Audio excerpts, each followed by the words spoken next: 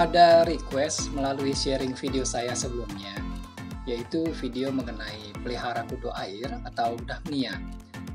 Requestnya tentang pembahasan karang jahe. Isi requestnya sebagai berikut. Kok, bikin konten tentang karang jahe dong, yang katanya bisa menormalkan pH air jadi netral buat Daphnia magna. Please. Jujur aja, udah mau jawab dengan membuat konten karang jahe tersebut. Cuma mohon maaf, karena kesibukan yang belakangan ini tiba-tiba meningkat, jadi sangat terlambat menjawabnya. Ya, better late than never. Jadi cuma itu harapan saya. Lebih baik agak telat daripada tidak menjawab sama sekali. Oke, kita langsung saja masuk dalam pembahasan mengenai karang jahe. Apakah karang jahe itu dan apakah benar karang jahe berpengaruh dengan pH air? Apa hubungannya karang jahe dengan Daphnia? Karang jahe ini adalah karang-karang kecil yang bisa kita temukan di pantai. Jadi kalau kita jalan-jalan di pantai, kan di sekelilingnya berupa pasir pantai. Nah, di sini kalau kita gali-gali pasirnya, akan ada banyak karang-karang kecil dengan berbagai macam ukuran di sepanjang pesisir pantai. Jadi kayak kita lagi nyari jahe, kan terkubur di akar tuh. Itu sebabnya disebut karang jahe. Walaupun di pesisir pinggiran pantai juga biasanya bisa banyak ditemui tanpa harus gali-gali pasir.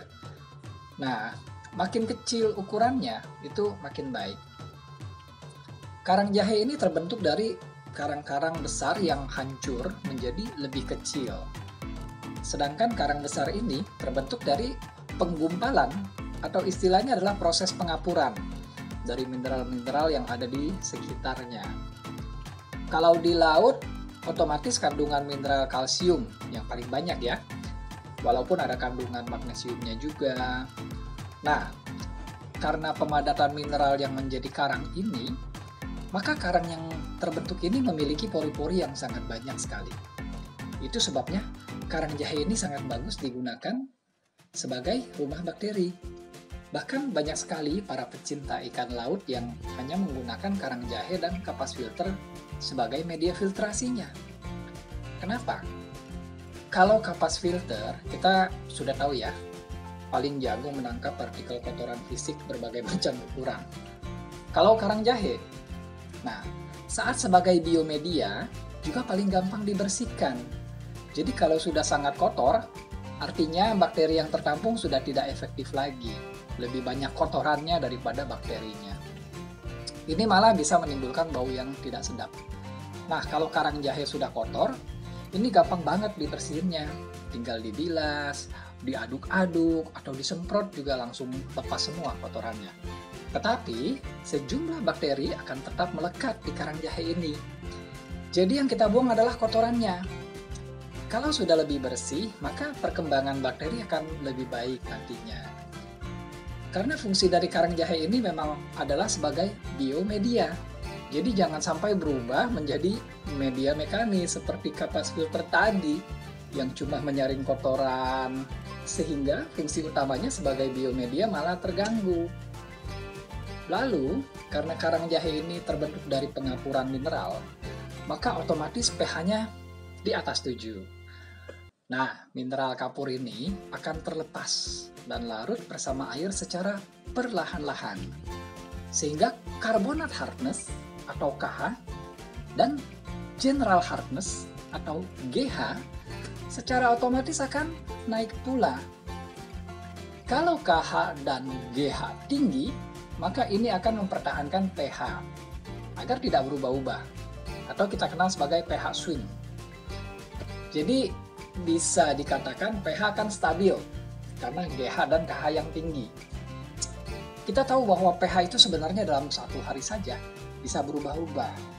pH antara siang dan malam itu sebenarnya berbeda. Dan ini sudah saya jelaskan panjang lebar di video saya sebelumnya.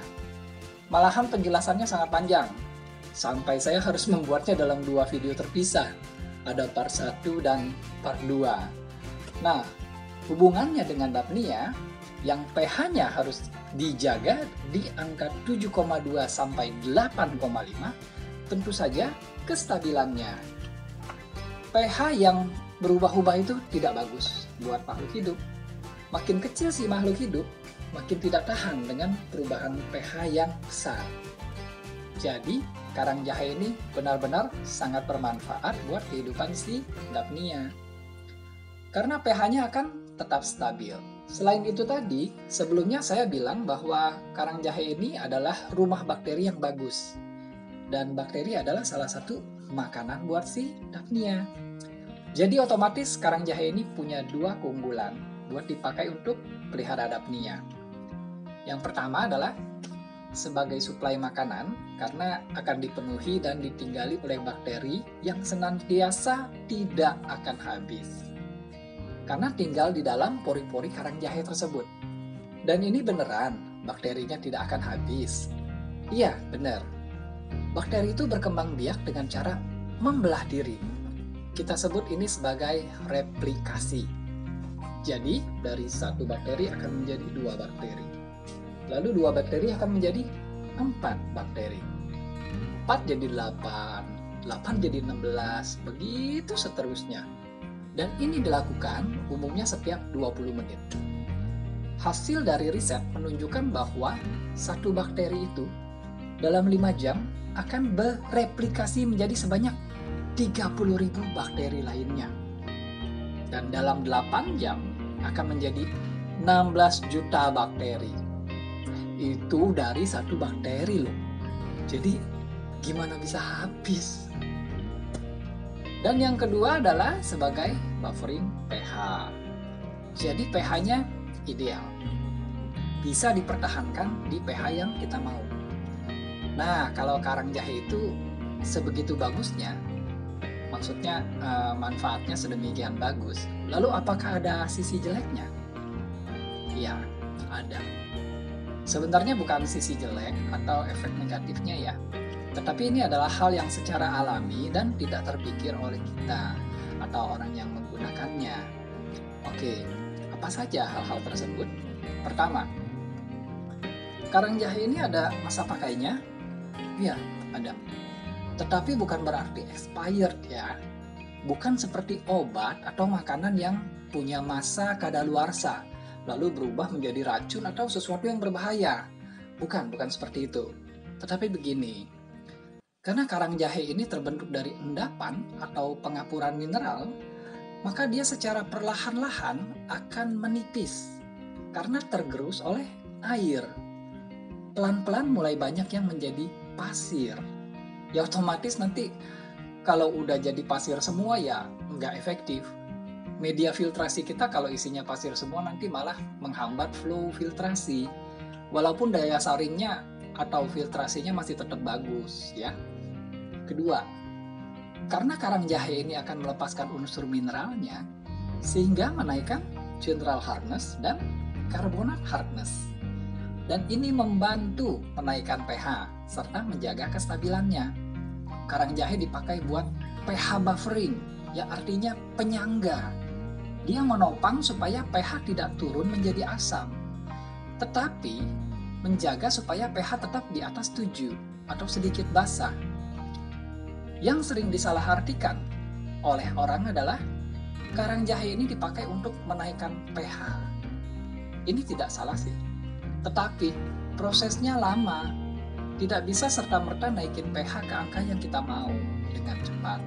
Jadi kalau pH airnya sejak awal sudah sangat jauh di bawah 7, misalnya pH-nya 5, lalu mau dinaikin ke angka 7 dengan menggunakan karang jahe ini akan lama sekali.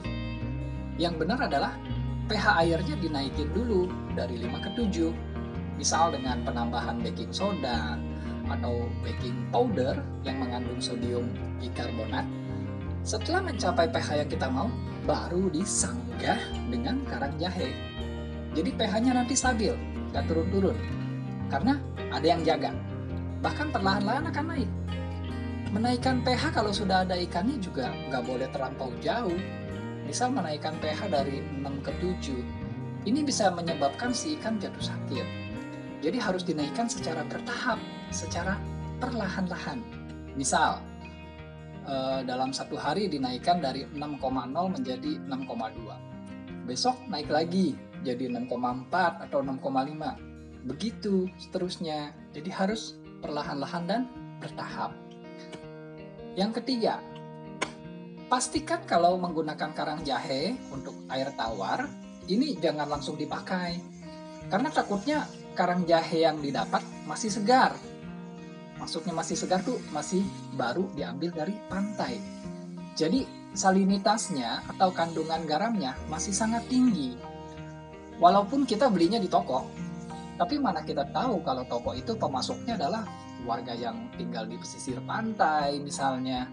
Jadi sebaiknya kita rendam dulu sekitar 3, 4, atau 5 hari. Dengan diganti airnya setiap hari. Jadi nanti pas kita gunakan sudah aman. Nah, kalau ikan mungkin punya toleransi cukup tinggi dengan kadar garam. Tapi kalau buat dapnia, wah, nanti bisa pada mati dapnianya. Nah, saya rasa jelas ya jawaban dari request pertanyaan mengenai karang jahe dan hubungannya dengan dapnia. Walaupun karang jahe ini sangat berguna sekali untuk ikan peliharaan kita yang lainnya, bukan hanya untuk dapnia. Tetapi penjelasannya mungkin mirip dengan hal-hal yang saya uraikan di atas. Sebenarnya saya juga akan membalas request yang sebelumnya pernah diminta oleh follower yang lain. Hanya saja terkadang waktunya yang belum ada. Cepat atau lambat, saya akan membalas semuanya sih. Oke? Nah, semoga menjelaskan ya semuanya. Dan terima kasih sudah menonton video ini. Sampai bertemu di sharing video yang berikutnya. Sampai jumpa. Salam Aquaris.